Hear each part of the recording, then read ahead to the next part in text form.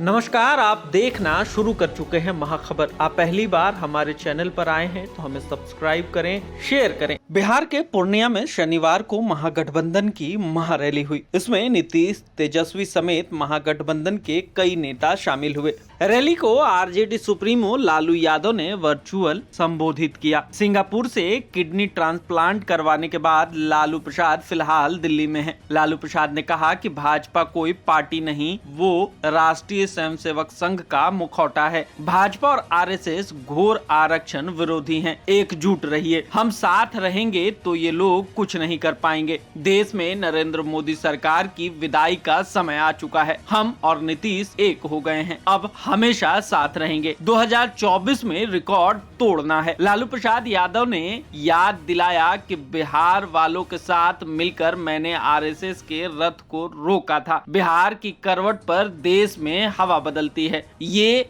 जो आरएसएस है यह गुरु गोलवलकर की पार्टी है। गोलवलकर ने बंच ऑफ थॉट्स में दो खतरनाक बातें लिखी हैं। पहला, काशी विश्वनाथ मंदिर में अगर कोई दलित पूजा करने पहुंच जाए तो उसको जूतों से मार कर बाहर करो। दूसरा, आरक्षण को समाप्त करना चाहिए, इसमें बदलाव करना चाहिए। आरक्षण की कोई जरूरत नहीं है। ये है आरएसएस और बीजेपी का असली चेहरा।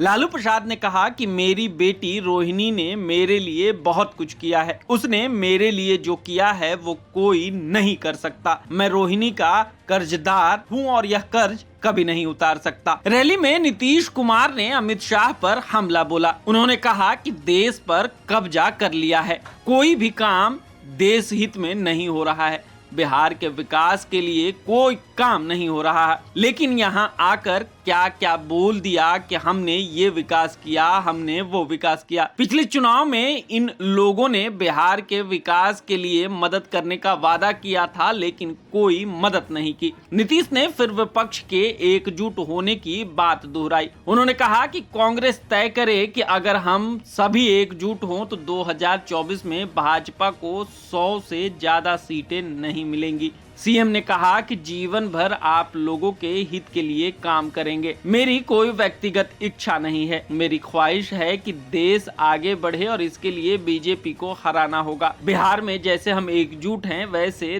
देश में एकजुट होना होगा। मेरे बारे में कहा गया है कि मैं जॉर्ज फर्नांडिस को धोखा दिया, जबकि हम उनके साथ ही थे। शरद यादव के बारे में कहा गया कि मैंने उन्हें छोड़ दिया, जबकि उनका बेटा यहाँ बैठा है। उनके निधन पर भी मैं वहाँ गया था। मैंने जॉर्ज फर्नांडिस को भी कभी नहीं छोड़ा। ये लोग बस बोलते रहते हैं। अंत में नीतीश कुमार ने कहा कि अब वे लोग जीतन राम मांझी पर लगे हैं और हम इन्हें कहीं नहीं जाने देंगे।